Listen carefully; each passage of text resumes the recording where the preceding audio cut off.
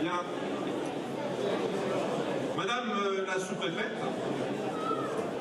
Madame la sénatrice, Monsieur le conseiller régional, il est là, oui. Madame la conseillère départementale, c'est mon binôme, hein, lève la main. Voilà. Monsieur le conseiller départemental qui est derrière aussi. Monsieur le président de Melun-Val de Seine, si vous ne l'avez pas repéré, c'est lui. Mesdames et messieurs les maires, ils sont là. Mesdames et messieurs les membres du conseil municipal et des instances de jeunes, ils sont là, vous pouvez les voir. Mesdames, messieurs et chers amis, alors, au nom du conseil municipal et des instances de jeunes qui m'entourent, je vous souhaite la bienvenue à cette cérémonie des vœux 2018. Et je voudrais remercier tout d'abord les élus et les autorités qui nous font l'amitié d'être présents ce soir pour partager ce moment qui, j'espère, sera un moment de convivialité. Alors, vous êtes venus particulièrement nombreux ce soir et je vous en remercie. Et je vous présente au nom du conseil municipal nos meilleurs vœux pour l'année 2018. Alors que cette année vous apporte la santé, la concrétisation de vos projets et de l'enthousiasme. Et puis je veux aussi souhaiter une belle année à notre ville, que celle-ci poursuive sereinement son développement dans le respect de ses valeurs de solidarité, d'ouverture et de bien vivre ensemble. Je ne vais pas m'attarder trop longtemps sur l'année 2017, mais il y a quand même un événement que je voudrais évoquer, un événement important il me semble. Rappelez-vous, il y a 12 mois, vous étiez pour la plupart ici, et on avait imaginé une année comme les autres, 2017. Je pense que ça n'a pas été une année comme les autres. On a eu les affaires, on a eu l'éclatement des partis politiques traditionnels, la disparition d'une génération entière de dirigeants et l'arrivée aux commandes d'une autre génération que l'on peut qualifier de spontanée et qui ont provoqué un véritable chambardement dans notre paysage politique. Est-ce que ce chambardement est un accident de l'histoire? Moi, je ne le crois pas. Chacun peut constater à son niveau de responsabilité que la société est en train de bouger, à défaut de changer. Chacun peut constater aussi que notre modèle social, qui est hérité, je ne sais pas si encore quelqu'un s'en souvient, du Conseil national de la résistance au lendemain de la Seconde Guerre mondiale, souffre de plus en plus de la réalité qui l'entoure. Chacun peut encore constater que depuis les années 1980, aucun des gouvernements, quelle que soit son étiquette, n'aura résolu des maux majeurs tels que le chômage, la stagnation économique et le nivellement du niveau de vie. Et même si chaque gouvernement s'était évertué à publier des chiffres parfois encourageants, reconnaissons que le compte n'y était pas. C'est d'abord cela que les Français ont voulu dire le 7 mai dernier. Nous exigeons des résultats durables et qui profitent à tous. Mais les électeurs ont envoyé un autre message, tout aussi net.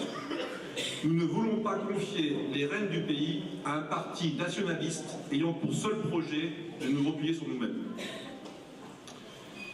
Quelle est la situation 8 mois après l'élection? Le premier constat, c'est que la présidence de la République a recouvré la dignité et la stature qu'elle n'aurait jamais dû perdre. Le deuxième, c'est que la France a retrouvé une voie et une ligne politique sur le plan de la diplomatie. Et le troisième constat, le nouveau personnel politique est jeune, certes encore peu expérimenté, mais il incarne sans doute mieux la société contemporaine et ses enjeux. Les conditions du renouveau sont à présent réunies. Une nouvelle Assemblée nationale, un redécoupage en profondeur des partis qui ont à se réinventer, et un président jeune, issu de la société civile. La transformation du pays est donc possible. Je dirais même qu'elle est indispensable pour le remettre sur les rails d'un progrès durable. Pour ce faire, le nouveau président va devoir faire preuve d'audace et pas seulement de courage. Souhaitons-lui donc bonne chance et participons chacun à notre niveau au redressement du pays. Venons-en maintenant à notre ville du Mets-sur-Seine et à notre travail. Il y a quelques semaines, je vous ai invité à dresser ensemble le bilan de mi-mandat. On est à mi-parcours du mandat municipal. Et en 2014, nous avions donc pris devant vous 80 engagements pour améliorer votre vie quotidienne. Sachez que les 3/4 de ces engagements sont aujourd'hui mis en œuvre. Il nous reste à ce jour 18 engagements à mener à bien. Que va-t-il se passer concrètement pour vous en 2018? Quel que soit le quartier dans lequel vous résidez, il se passera quelque chose. Dans le quartier du village, qui constitue le berceau de notre histoire collective, le village va accueillir un jardin familial situé chemin des Praillons, en bordure de Seine. Alors ils ont un peu les pieds dans l'eau en ce moment. Il comprendra 42 parcelles, chaque parcelle fera 100 mètres carrés. Et l'association qui en assurera la gestion est en cours de constitution en vue d'une ouverture dès le printemps prochain. Donc c'est en cours. Autre nouveauté à venir, en application du plan local de l'habitat élaboré par Melun Val de Seine, le futur plan local d'urbanisme de la commune va prévoir 2 zones pour la création de logements, respectivement sur l'emplacement de l'ancienne chocolaterie rue Jean Monnet et route de Boissys. Une présentation complète des intentions de la municipalité vous sera faite le 18 janvier et je vous invite à venir à cette réunion qui est une réunion publique. Vous retrouverez les informations en mairie ou sur le site de la commune. Autre nouvelle, la guinguette des bords de Seine va rouvrir ses portes au printemps avec un nouveau gérant qui envisage une ouverture toute l'année. Et enfin, la zone artisanale des Uzelles, une laverie automatique pour le linge, vient d'ouvrir près du poste de lavage auto. Donc vous pouvez faire la voiture et le linge en même temps. Passons maintenant à Plain-Ciel. Plain-Ciel, ce quartier dont l'isolement géographique du fait de la pénétrante nous avait conduit au début des années 2000 à vouloir intégrer Plain-Ciel au PRU numéro 1. Vous vous souvenez, monsieur le directeur, vous étiez là. Programme de rénovation urbaine. J'en ai parlé tous les ans, alors vous devez vous souvenir. Mais malheureusement, à l'époque, nous n'étions pas parvenus à convaincre l'Agence nationale de rénovation urbaine. Et je suis ravi aujourd'hui que ce projet soit de nouveau d'actualité. 3 zones sont concernées, le centre commercial Plain-Ciel, le Tripode, l'immeuble le plus haut de l'agglomération, et puis les abords de ces 2 bâtiments. Pour cela, nous avons travaillé avec nos amis de Melun, qui avaient un programme beaucoup plus vaste et qui ont accepté d'intégrer Plain-Ciel dans ce dossier. Je remercie le maire de Melun et l'agglomération d'avoir permis le montage de ce dossier. Donc c'est donc main dans la main que nous sommes sur ce dossier avec déjà de bonnes nouvelles, puisque l'ANRU a en effet validé fin 2016 le financement des études préalables. Aujourd'hui, une organisation est en place et une concertation avec les habitants a déjà été engagée en 2017. L'objectif est de recenser avec les acteurs du territoire les problèmes et les besoins pour l'avenir. À partir de ce bilan, des scénarios d'aménagement vont pouvoir être élaborés et bien entendu, ils seront débattus avec vous dans les prochains mois. Le 3e quartier, il s'agit des Contigrets. Alors, il en a été beaucoup question durant la dernière décennie, et c'était normal, car les habitants de ce quartier étaient en souffrance. Et aujourd'hui, je crois que nous pouvons être d'accord sur le fait que ce quartier vit mieux et qu'il a retrouvé une dynamique. Le PRU a donc rempli ses objectifs, même si tous les problèmes ne sont pas résolus. En 2018, plusieurs nouveautés vont intervenir dans le quartier. Nous aurons un chantier d'insertion qui va être créé avenue de la Gare, mené en partenariat avec l'association Travail Entraide, et ce projet vise à faciliter l'accès au métier de la restauration. Autre ouverture programmée, le nouveau bâtiment près de la gare, qui est déjà construit, avec le marchand de journaux qui va intégrer ce bâtiment, et une pizzeria. En matière de santé, je vous annonce aussi que la maison médicale universitaire accueillera 3 dentistes dès le mois prochain, mois de février, puis 2 autres d'ici fin d'année 2018, début d'année 2019. Donc nous aurons 5 dentistes. Ce ne sont pas les dentistes qui sont transférés d'un quartier à l'autre, c'est pas ça. Des gens qui viennent s'installer sur la commune. C'est tout à fait, permettez-moi de le dire, exceptionnel, parce qu'aujourd'hui c'est quand même compliqué. Donc 3 dentistes arriveront dès le mois prochain. Enfin, la révision du PLU concerne également les Contigrets, puisqu'il est question d'y accueillir un équipement d'intérêt public qui sera situé à l'angle de l'avenue de l'Europe et de la rue des Lacs. Le 4e quartier dont je veux vous parler ce soir, c'est le quartier de la Croix-Blanche.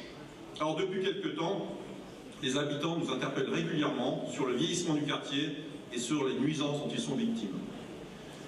Ces messages, nous les entendons et nous réfléchissons aux réponses à y apporter. Certes, on pourrait agir au coup par coup, avec le risque qu'aussitôt un problème résolu, un autre surgisse. C'est pourquoi, actuellement, nous nous imaginons une démarche plus globale, à l'image de ce qui a été fait pour les cours-tigrés. Et seul un programme d'envergure sera de nature à impulser une nouvelle dynamique pour ce quartier.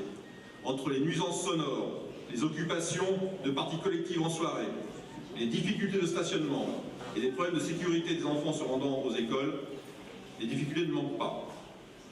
Elles sont compliquées par l'existence d'impasses qui ne facilitent pas les liaisons. D'où une idée, à travers la révision du PLU, de rendre possible un réaménagement complet du secteur.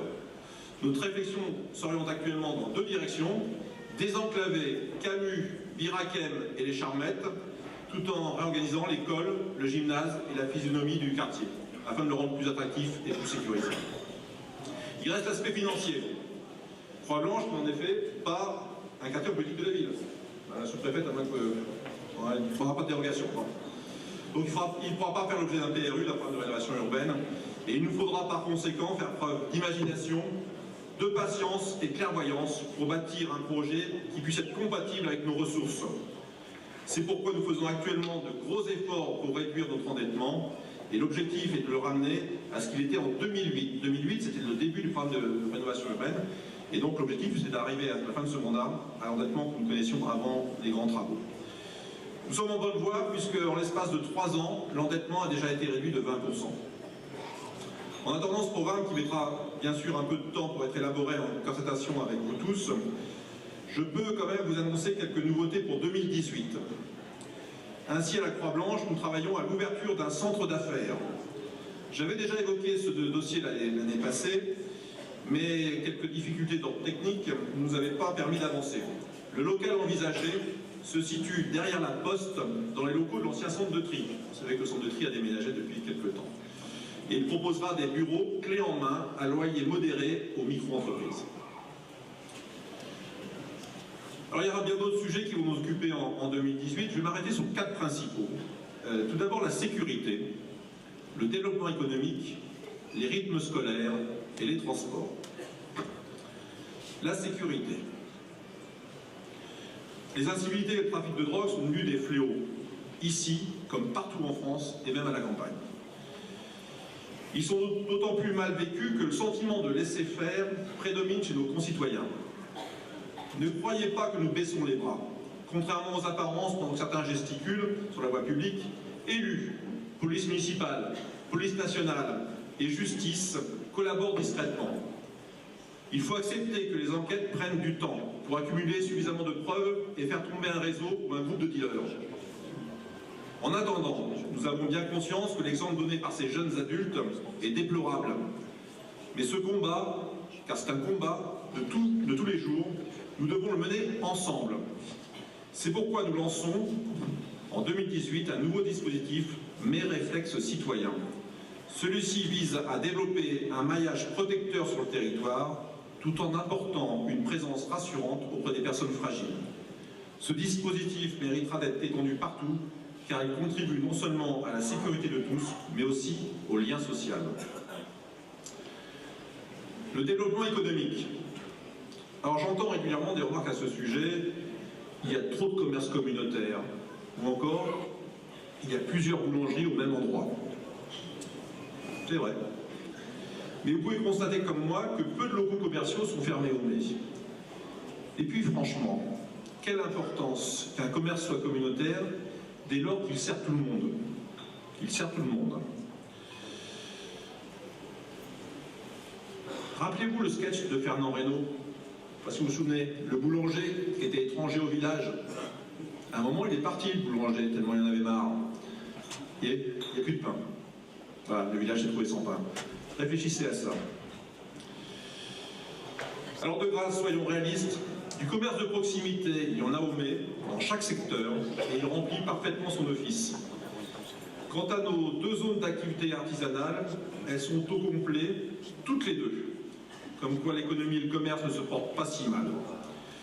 Mais ne croyez pas que ce résultat est le fruit du hasard. En créant, il y a une dizaine d'années, une délégation à l'économie, au commerce et à l'emploi, Nous avions voulu faire du développement économique une priorité. Et c'est à force de travail que nous pouvons aujourd'hui afficher de bons résultats. Alors bien sûr, comme toujours, rien n'est parfait, mais nous sommes quand même, il me semble, dans une situation enviable. Les rythmes scolaires. Alors voilà bien un sujet qui en a énervé plus d'un depuis 2012. Le dispositif a mis tout le monde dans l'embarras. Nous sommes ainsi retrouvés dans l'obligation de passer la semaine de 4 jours et demi, à trouver les financements qui vont avec, à recruter une période de disette budgétaire, mais nous l'avons fait, et ceci sans augmenter les taux d'imposition. Au passage, les taux d'imposition n'ont pas augmenté depuis plus de 15 ans au Mets-sur-Seine. Aussi, quand le président de la République, fraîchement élu, donna aux communes la possibilité de revenir sur ce dispositif, nous avons mis le dossier sur la table, en organisant une large concertation, et le résultat a été sans appel, avec un vrai plébiscite en faveur du retour à la semaine de 4 jours. Le travail se poursuit dorénavant pour définir l'organisation de cette semaine scolaire et soumettre le projet à la décision finale de l'inspection d'académie. Pour les transports, est-ce que le maire de Cesson est communiqué en fait? Olivier, je t'ai pas fait monter. Viens parce que je vais parler de toi. J'ai oublié Olivier, alors c'est le maire du canton aussi. Olivier Chappé, le maire de Cesson. Viens là parce qu'on va parler des transports, ça te concerne aussi. Excuse-moi Olivier, c'était pas sur ma fiche, tu vois, il y a les yeux, puis il y a la tête aussi parfois. Vas-y, viens. Les transports. Alors nous commençons l'année par une bonne nouvelle. En effet, la SNCF avait revu sa position, en avançant à 2019, donc dès l'année prochaine, les travaux d'accessibilité des gares du Mai, de Cesson et de Saint-Miltemple. C'est 2 à 3 années gagnées par rapport au planning qui avait été annoncé précédemment. Et ce résultat, nous le devons à la mobilisation des élus, des usagers, des communes et des associations. Et je voudrais qu'on puisse les applaudir.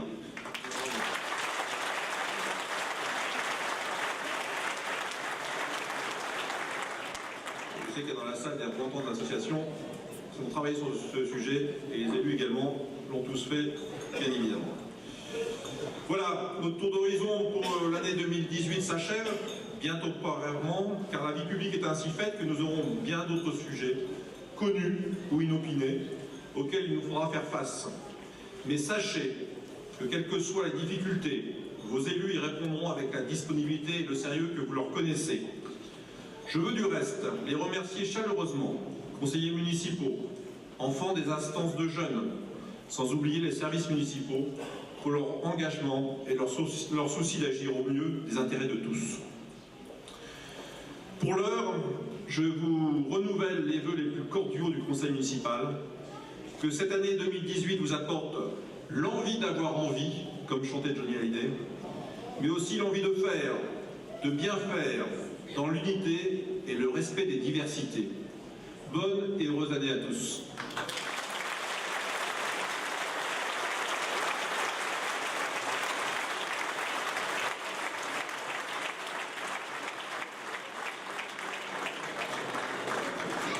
Alors, maintenant je vais les faire redescendre. Mais on va pas voir tout de suite. Non, une petite surprise encore. Alors, je vais demander aux enfants de redescendre, aux adultes de redescendre. Madame la sous-préfète, vous allez rester à côté de moi quand même. Madame la sénatrice aussi.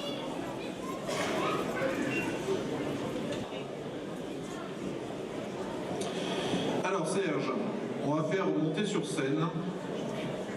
Pas tout de suite. Je te donne le micro. Bon, pas d'accord, alors on va se mettre au milieu. Alors. Allez. Merci beaucoup, monsieur le maire. Bonsoir à toutes, bonsoir à tous, et permettez-moi déjà de vous présenter mes meilleurs vœux. Comme il est indiqué à l'entrée du Mets-sur-Seine, le Mets-sur-Seine ville sportive. Ceci n'est pas un vain mot. Notre ville est dotée de 20 équipements sportifs qu'utilisent 20 associations regroupant plus de 3000 licenciés. Et ce soir, nous allons récompenser un de ces sportifs. Il est talentueux, il a 29 ans, il est natif du Mets-sur-Seine et n'a jamais quitté sa ville natale. Plus jeune, il bougeait beaucoup. Je dirais même qu'il était très intrépide. Mais pour canaliser son énergie, il choisit de se licencier au nouveau club que fonda Nicolas Subilo en 2000. Ce jeune participe activement à la vie locale. Il encadre, il conseille d'autres jeunes. Aujourd'hui, c'est une icône pour la jeunesse. Nos jeunes sont fiers de sa réussite et nous les élus, nous le sommes également. À force de volonté, à force de courage, à force de sacrifice, il a su gravir les échelons qui l'ont mené à la récompense qu'il va recevoir ce soir. Dans le milieu très rude de sa discipline, il est reconnu et sait se faire respecter. Sur le ring, il est intelligent, il est rusé, il est très agile. Il a un palmarès éloquent. À ce jour, il compte 72 combats, 64 victoires, 7 défaites, 1 match nul. Il a décroché 3 titres de champion de France professionnel, 2 titres de champion d'Europe. Alors, comme vous pouvez le voir quotidiennement, et comme j'aime à le dire, au Met-sur-Seine on bouge, bougez avec nous. Alors ce soir, j'ai besoin de vous tous. J'ai besoin de toute votre énergie, afin d'honorer, comme il se doit, celui qui a décroché face à un Thaïlandais un nouveau titre. Mesdames et messieurs, je vous demande d'accueillir sous un déluge d'applaudissements le nouveau champion du monde professionnel de boxe thaïlandaise, Monsieur Bobo Sako.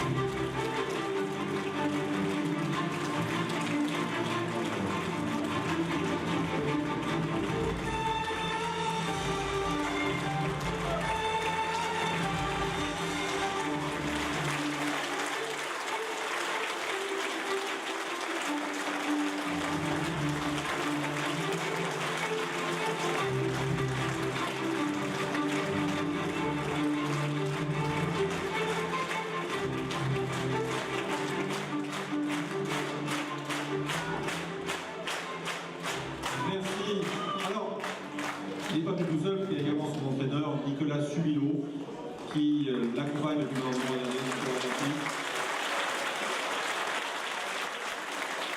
Nicolas qui encadre de nombreux jeunes.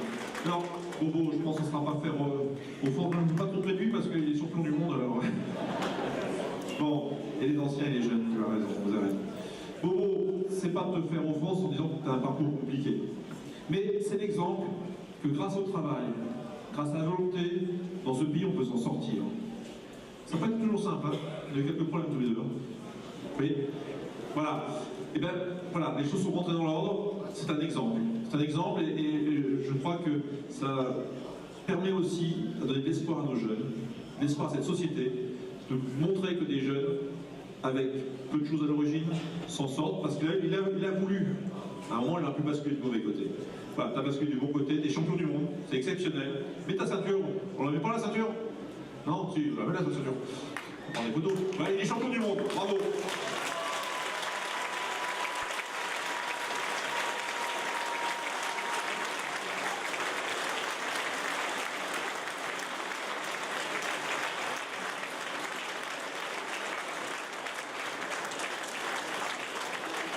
Alors, Bobo, je vais te remettre la médaille de la ville, je pense que tu la mérites, et la coupe. Mais la médaille de la ville, il y a peu de personnes qui l'ont reçue. Il y en a une dans la salle, je donnais un peu de temps. Il y en a peu qui l'ont. Je pense que tu en feras bon usage, honneur, et que tu resteras un exemple pour nos jeunes, et que tu sauras leur montrer le bon chemin. Voilà, c'est ce que nous souhaitons. On souhaite encore de bons succès au niveau du sport, parce que c'est pas terminé. Les jeunes, 29 ans, c'est ça? Il reste encore un peu de parcours. On te souhaite encore, alors aller plus haut, ça va être difficile maintenant, tu as un maximum, de conserver ton titre et ta ceinture. En tout cas, félicitations, bravo, je te remets cette médaille.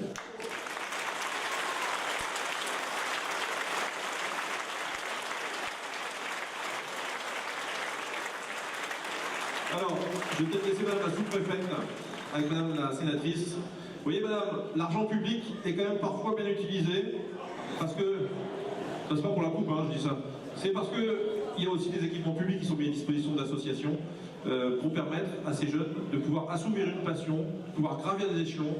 Voilà. Et c'est grâce aussi à l'aide de l'État, je tenais à le préciser notamment, qu'on peut en arriver là. Voilà, je vous laisse, mesdames, remettre cette coupe, madame la sénatrice, madame la sous-préfète.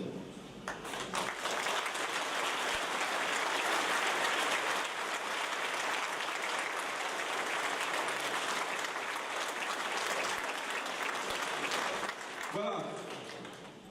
Maintenant, on va passer à autre chose. Hein, voilà, merci d'avoir été attentif. On a à nouveau excellente année, et puis on va passer à un moment convivial, on va rester ici. Merci à vous tous.